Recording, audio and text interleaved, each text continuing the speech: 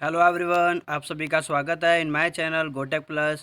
मेरा नाम है अभय चित्तौड़ और जैसा कि मैंने आपको पिछले लेक्चर में समझाया था physical properties of metal and non metal, आज मैं इस लेक्चर में लेकर आया हूँ chemical properties of metal and non metal. Okay, let's start. Represented by गोटेक plus. Chemical properties of metal, जैसा कि मैंने पिछले लेक्चर में आपको समझाया था, फिजिकल प्रॉपर्टीज़ में एक्सेप्शंस थे मेटल और नॉन मेटल की में, बट हेयर केमिकल प्रॉपर्टीज़ में no exceptions are found. Okay, let's start with the first chemical properties of metal. Reaction of metals with oxygen of air. यदि metal जो है oxygen से react करता है तो क्या बनाता है वो। ओके, यदि मेटल ऑक्सीजन से रिएक्ट करेगा तो बनाएगा मेटल ऑक्साइड, चाहे कोई सा भी मेटल क्यों ना हो। यदि मेटल ऑक्सीजन से रिएक्ट करता है तो मेटल ऑक्साइड बनाता है। Okay, metal react with oxygen to form metal oxide. Metal oxides are basic in nature. Metal oxide जो है बेसिक होते हैं इन नेचर में। Okay, the wiser of reaction with oxygen depends on the chemical reactivity of metal. Metal की reactivity पे depend करती है कि कौन सा मेटल कितनी जल्दी रिएक्ट कर सकता है किसी भी ऑक्सीजन से, वो मेटल की रिएक्टिविटी पे डिपेंड करती है। Okay, sodium metal react with oxygen of air at room temperature to the form basic oxide called sodium oxide. Sodium metal यदि ऑक्सीजन से रिएक्ट करता है तो बनाता है वो sodium oxide at the room temperature. Okay, reaction of metals with water. Metals react with water to form a metal hydroxide और metal oxide and hydrogen gas. यदि मेटल वाटर से रिएक्ट करता है तो बनाता है मेटल हाइड्रोक्साइड, या metal oxide भी बना सकता है, और हाइड्रोजन गैस बनाता है। ओके, जैसे कि मेटल हो गया, मेटल वाटर से रिएक्ट करेगा तो बनाएगा metal hydroxide plus hydrogen gas release होगी। सेम यदि मेटल स्टीम के साथ रिएक्ट करता है, वहाँ अलग है, देखो वहाँ वाटर के साथ रिएक्ट कर रहा है या स्टीम के साथ रिएक्ट कर रहा है। स्टीम के साथ रिएक्ट करता है तो बनाता है metal oxide plus hydrogen gas release होती है। Okay, potassium react violently with cold water to form potassium hydroxide and hydrogen gas. Potassium जो है कोल्ड वाटर में रहकर रिएक्ट करता है, एक्चुअली कोल्ड वाटर से ही रिएक्ट करता है पोटेशियम। ओके, वो बनाता है पोटेशियम हाइड्रोक्साइड और हाइड्रोजन गैस रिलीज होती है। सोडियम की बात करते हैं तो sodium vigorously react with cold water forming sodium hydroxide and hydrogen gas. Potassium and sodium दोनों के दोनों कोल्ड वाटर से रिएक्ट करते हैं। ओके, और वो बनाते हैं क्या, पोटेशियम बनाएगा potassium hydroxide and plus hydrogen gas, और सोडियम बनाएगा सोडियम हाइड्रोक्साइड और plus hydrogen gas. Okay, reaction of metals with dilute acids. Reaction metal की हो रही है विद डाइल्यूट एसिड के साथ। Okay, metal usually displace hydrogen from dilute acids. Metal जो है कि नॉर्मली जो है कि हाइड्रोजन को रिप्लेस कर देते हैं इसमें से डाइल्यूट एसिड्स में आते हैं। जैसे कि मेटल रिएक्ट कर रहा है डाइल्यूट एसिड तो बनाएगा मेटल सॉल्ट प्लस हाइड्रोजन। क्या बनाएगा, metal salt plus hydrogen. Okay, metal react with dilute hydrochloric acid to give metal chloride and hydrogen gas. यदि जो मेटल है वो डाइल्यूट हाइड्रोक्लोरिक एसिड के साथ रिएक्ट करेगा तो बनाएगा मेटल क्लोराइड और हाइड्रोजन गैस रिलीज होगी। ओके, यदि मेटल हाइड्रोक्लोरिक एसिड के साथ रिएक्ट करेगा तो बनाएगा मेटल क्लोराइड और हाइड्रोजन गैस रिलीज होगी। जैसे कि एग्जांपल के तौर पे सोडियम मेटल है, वो रिएक्ट करता है हाइड्रोक्लोरिक एसिड से वाइजरसली तो प्रोड्यूस करता है sodium chloride plus hydrogen gas. Okay, magnesium magnesium जो है कि हाइड्रोक्लोरिक एसिड से रिएक्ट करेगा तो बनाएगा magnesium chloride and hydrogen gas. बच्चों एक बात ध्यान रखना, जो सोडियम मेटल है वो बहुत जल्दी रिएक्ट कर जाता है हाइड्रोक्लोरिक एसिड से। ओके, क्योंकि उसकी रिएक्टिविटी बहुत ज़्यादा हाई होती है। But we talk about the magnesium. Magnesium थोड़ा देरी से रिएक्ट करता है in comparison to the sodium. Okay, copper की बात करें तो copper does not react with dilute hydrochloric acid at all due to least reactivity. Copper जो है हाइड्रोक्लोरिक एसिड से रिएक्ट नहीं करता है क्योंकि उसकी रिएक्टिविटी बहुत ही कम होती है। जिसकी रिएक्टिविटी जितनी कम वो उतनी ही देरी से रिएक्ट करता है, या कह सकते हैं रिएक्ट ही नहीं करता वो। ठीक है, यहाँ देखो मैंने रिएक्शन दे रखी है ये वाली, copper plus hydrochloric acid react करता है तो नो रिएक्शन होती है। ओके, कॉपर जो है कि हाइड्रोक्लोरिक एसिड के साथ रिएक्शन नहीं देता है। क्यों, क्योंकि उसकी रिएक्टिविटी बहुत ही लीस्ट होती है, बहुत कम होती है। ठीक है, अब ये aqua regia. Aquaregia is a freshly prepared mixture of 1 part of concentration nitric acid and 3 part of concentrated hydrochloric acid. Aquaregia, actually यहाँ ये एक्वारेजिया होगा, रजिस्ट्रेशन हो गया, ये मिस्टेक हो गई यहाँ। Aqua regia is a freshly prepared mixture. Actually aqua regia एक मिक्सचर होता है दो एसिड का, एक्वारिजिया मिक्सचर होता है दो एसिड का, वो होता है नाइट्रिक एसिड का और हाइड्रोक्लोरिक एसिड का, जिसमें कि 1 part of concentrated nitric acid, उसमें एक पार्ट तो कंसनट्रेटेड नाइट्रिक एसिड का होता है और 3 पार्ट कंसनट्रेटेड हाइड्रोक्लोरिक एसिड का होता है। एक बात ध्यान रखना, एक्वारिजिया गोल्ड एंड प्लेटिनम को भी उसमें डिसॉल्व कर सकता है।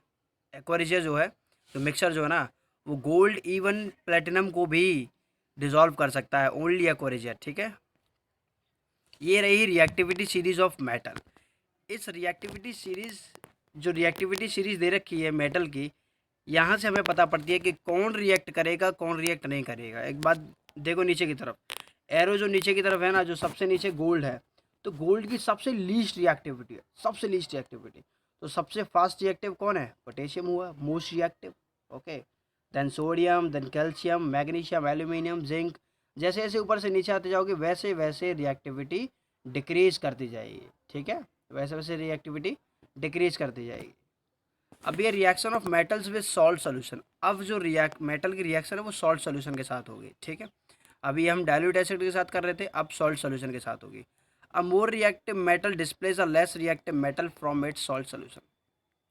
सॉल्ट सोल्यूशन में से जो है कि एक जो सबसे ज़्यादा रिएक्टिव मेटल है वो लेस रिएक्टिव मेटल को क्या कर देगा? डिस्प्लेस कर देता है, ठीक है।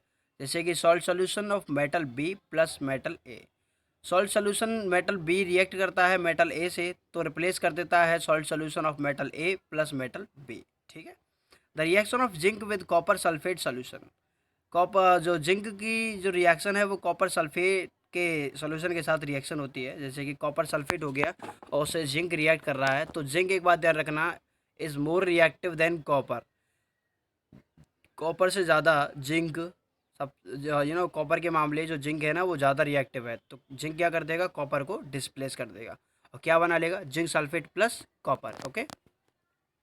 If a strip of copper metal is placed in zinc sulphate solution then no reaction occur.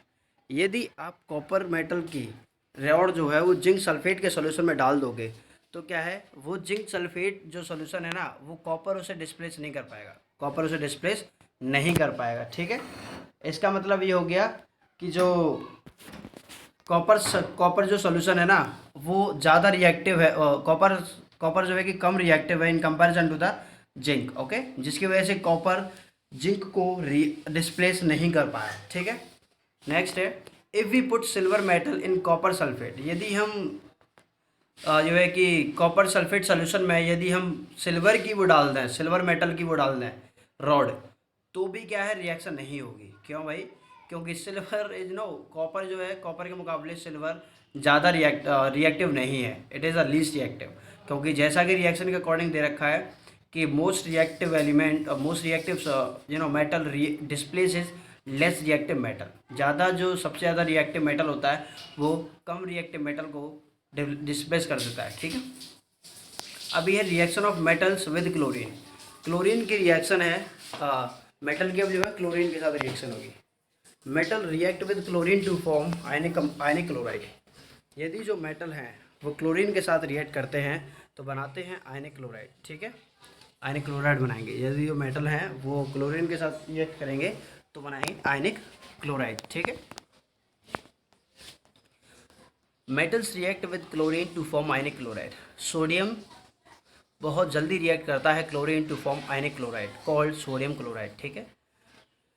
Calcium भी रिएक्ट करता है क्लोरीन से तो बनाता है calcium chloride. Magnesium on heating with chlorine readily form magnesium chloride. Magnesium जो है react करता है क्लोरीन से तो बनाता है मैग्नीशियम क्लोराइड, और कैल्शियम बनाता है कैल्शियम क्लोराइड, और सोडियम बनाता है सोडियम क्लोराइड, ठीक है। Reaction of metals with hydrogen. Metal की रिएक्शन हाइड्रोजन के साथ होगी।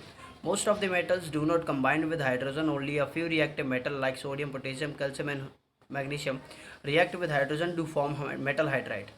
एक्चुअली ज़्यादा से ज़्यादा मेटल रिएक्ट नहीं करते हैं हाइड्रोजन से, ओके। कुछ ही ऐसे मेटल हैं जो कि हाइड्रोजन से रिएक्ट करते हैं, जैसा कि सोडियम हो गया, पोटेशियम हो गया, कैल्शियम हो गया, मैग्नीशियम हो गया, ठीक है।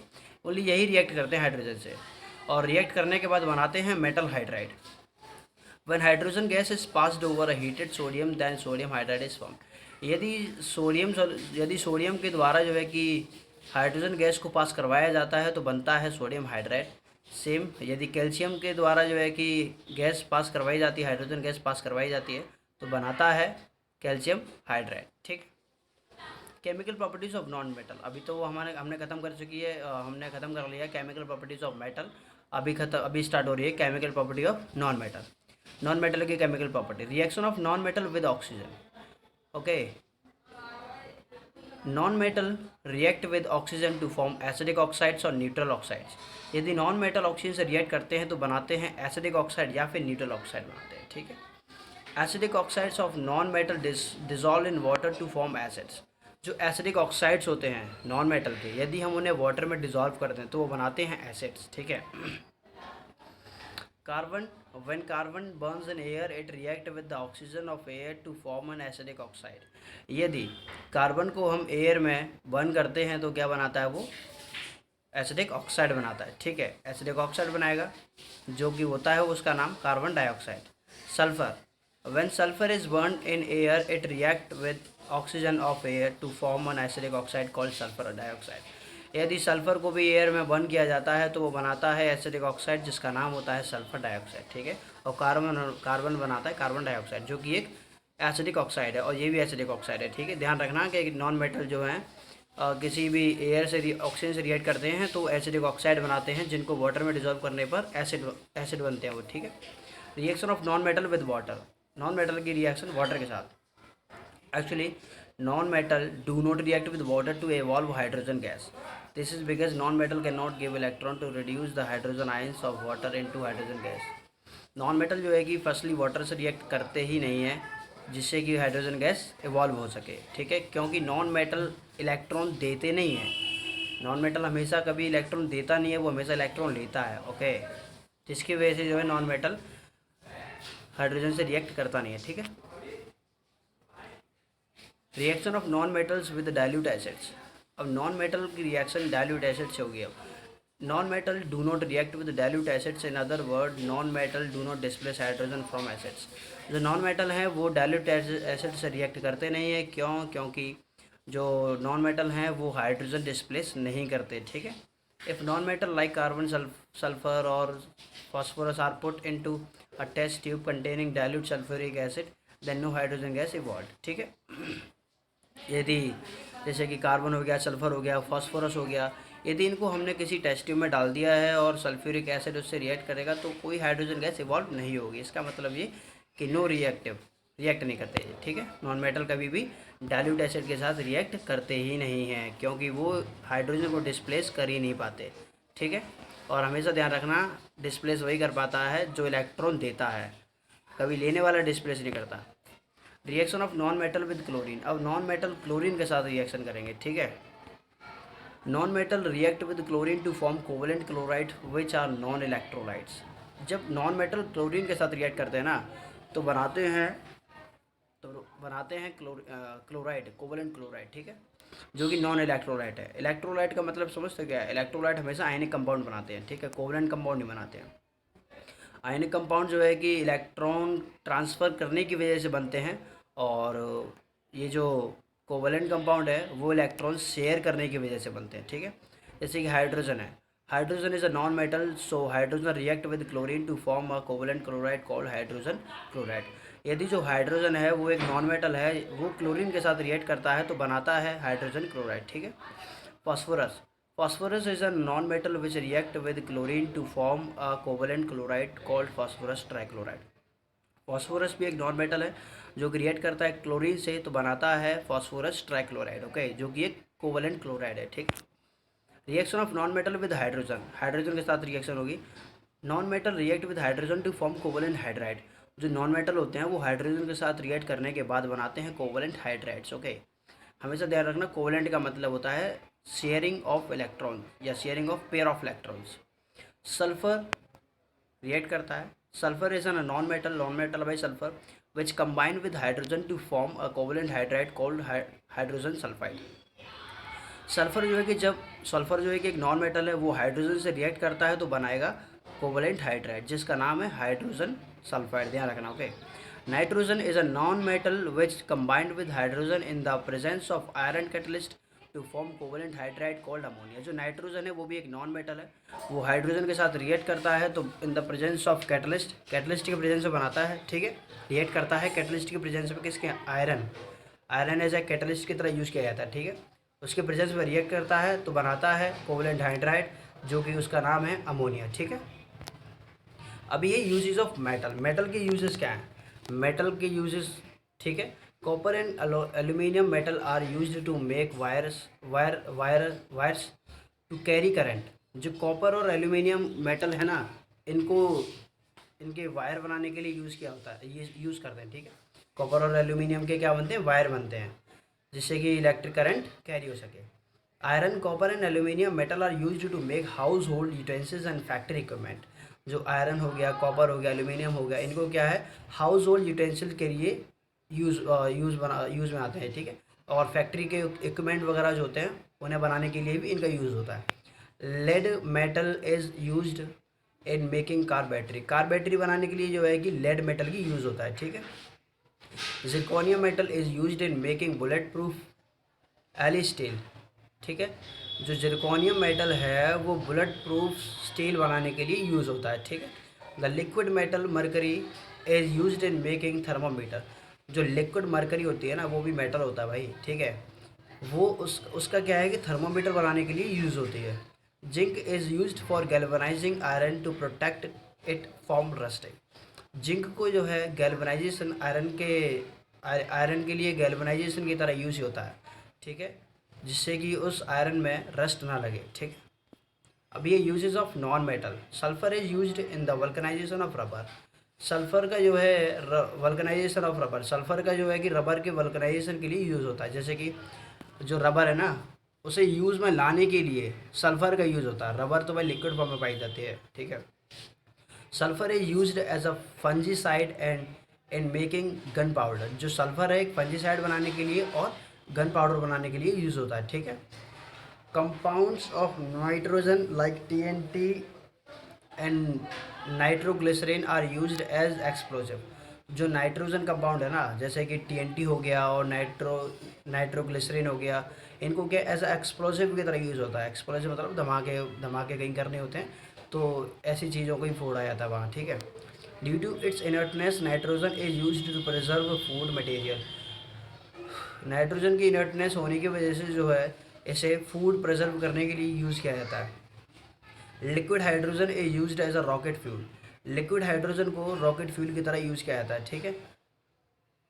Nitrogen is used in the manufacture of ammonia, nitric acid and fertiliser. जो नाइट्रोजन है अमोनिया बनाने के लिए या नाइट्रिक एसिड बनाने के लिए और फर्टिलाइज़र बनाने के लिए यूज़ होता है, ठीक। अब ये how do metals and non metal react. अब मेटल और नॉन मेटल रिएक्ट करते कैसे एक्चुअली, ठीक है, उसे हम पढ़ते हैं। When metals react with non metal they form ionic compound. यदि मेटल और नॉन मेटल दोनों आपस में रिएक्ट करते हैं तो बनाते हैं आयनिक कंपाउंड, ठीक है। आयनिक कंपाउंड मैंने आपको बताया था कैसे बनते हैं। आयनिक कंपाउंड बनते हैं by transferring of electrons, electron की ट्रांसफ़र होने की वजह से आयनिक कंपाउंड बनते हैं, ठीक है। when none metal react with another non metal they form covalent compound। यदि कोई भी एक नॉन मेटल दूसरे नॉन मेटल के साथ रिएक्ट करता है तो बनाता है कोवलेंट कंपाउंड। कोवलेंट कंपाउंड कब बनते हैं, जब इलेक्ट्रॉन की शेयरिंग चलती है। The force which links the atom in a molecule is called a chemical bond और जस्ट बॉन्ड। एक ऐसा फोर्स जो कि दो एटम किसी लिंक के द्वारा जुड़े हुए होते हैं इन अ मॉलिक्यूल, किसी भी मॉलिक्यूल में कोई भी दो एटम किसी लिंक के या फोर्स के द्वारा जुड़े हुए होते हैं उसे हम बोलते हैं बॉन्ड या फिर केमिकल बॉन्ड, ठीक है। अब ये inertness of noble gases, actually जो नोबल गैसेज है ना वो इनर्ट क्यों हैं, उनकी इनर्टनेस कैसे है। There are some element in group 18 of the periodic table which do not combine with other element. Actually group 18 में पी ब्लॉक में पड़ता है, ये ग्रुप 18 लास्ट वाला ग्रुप है, जिसमें कि कुछ एलिमेंट ऐसे हैं जो कि वो क्या है, इनर्ट है वो, ठीक है, रिएक्ट करते नहीं हैं वो, जिनकी वजह से उन्हें इनर्ट बोला गया। जैसे कि हीलियम हो गया, नियॉन हो गया, आर्गन हो गया, क्रिप्टन हो गया, जेनॉन हो गया, रेडॉन हो गया। ये एक्चुअली एक ऐसे एलिमेंट हैं जो कि रिएक्ट करते नहीं हैं, दे आर इनर्ट, ओके। उन्हें इनर्ट गैसेस माना जाता है because they are unreactive and do not react with other element to form compound.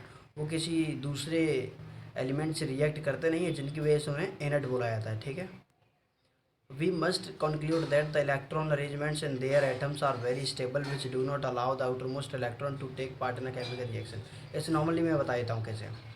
जैसे कि अगर किसी को भी रिएक्ट करना है, यदि कोई भी एलिमेंट रिएक्ट करता है तो करता क्यों है एक्चुअली, कोई भी एलिमेंट रिएक्ट तब करता है या तो उसके पास इलेक्ट्रॉन कम हो या किसी एलिमेंट के पास इलेक्ट्रॉन ज़्यादा हो। एक्चुअली सारे के सारे जितने भी एलिमेंट हैं वो इनर्ट गैस के इलेक्ट्रॉनिक कॉन्फ़िगरेशन के बराबर होना चाहते हैं, स्टेबल होना चाहते हैं। ठीक है, जैसे इनर्ट गैसेस स्टेबल है ना, वो किसी से रिएक्ट नहीं करती हैं, उनके आउटर मोस्ट सेल में या तो 2 इलेक्ट्रॉन या फिर 8 इलेक्ट्रॉन पाया जाता है। ठीक है, जैसे कि हीलियम हो गया, हीलियम के लिए ओनली आउटर मोस्ट सेल में 2 इलेक्ट्रॉन पाए जाते हैं, बट औरों की बात करें तो 8 इलेक्ट्रॉन पाए जाते हैं। ठीक है, और जितने भी एलिमेंट हैं वो सारे के सारे अपने आउटर मोस्ट ऑर्बिट में, आउटर मोस्ट सेल में 8 इलेक्ट्रॉन गेन करना चाहते हैं, जिनकी वजह से वो बॉन्ड बनाते हैं, या फिर कह सकते हैं रिएक्ट करते हैं वो। या किसी के पास कम है इलेक्ट्रॉन तो वो रिएक्ट करेगा, ले लेगा किसी से। ठीक है, या किसी के पास ज़्यादा है तो वो दे देगा किसी को जिसको चाहिए, या फिर दोनों को ही चाहिए तो क्या कर लेंगे, वो शेयर कर लेंगे। ठीक है, कॉजेज़ ऑफ केमिकल बॉन्डिंग। अब केमिकल बॉन्ड का कारण क्या है, द एटम्स, वही मैंने अभी आपको बताया था, वही इसमें दे रखा है, पहले बता दिया मैंने। The atoms combined with one another to achieve the inert gases electron arrangement and become more stable. An atom can achieve the inert gases electron arrangement in 3 way. देखो कोई भी जो एलिमेंट हैं वो 3 तरीके से जो है कि इनर्टनेस जो गैसेस है ना, इनर्ट गैसेस, उनका स्टेबल इलेक्ट्रॉन कॉन्फ़िगरेशन गेन कर सकते हैं। कैसे? बाय लूजिंग वन और मोर इलेक्ट्रॉन, या तो 2 या 2 से ज़्यादा इलेक्ट्रॉन लूज़ करने के बाद जो है कि इनर्ट गैस का स्टेबल इलेक्ट्रॉन कॉन्फ़िगरेशन गेट कर सकते हैं, या फिर इलेक्ट्रॉन गेन करने के बाद, या फिर इलेक्ट्रॉन शेयर करने के बाद। ठीक है, इन 3 तरीके से केमिकल बॉन्ड बनता है। ठीक है, यहाँ हमने समझा कि केमिकल प्रॉपर्टीज़ ऑफ मेटल और नॉन मेटल। ठीक है, नेक्स्ट लेक्चर में जो हम पढ़ेंगे जैसे कि आयंस हो गया। ठीक है, आयंस कैसे बनते हैं। ठीक है, और नॉन मेटल और मेटल का डिफरेंस बिटवीन तो आप जान चुके हैं ऑलरेडी। ठीक है, तो आशा करता हूँ आपको समझ में आया होगा। ठीक है, सब्सक्राइब कीजिए मेरे चैनल को, लाइक कीजिए एंड शेयर कीजिए मेरी वीडियोज़ को। Thank you very much and all the best.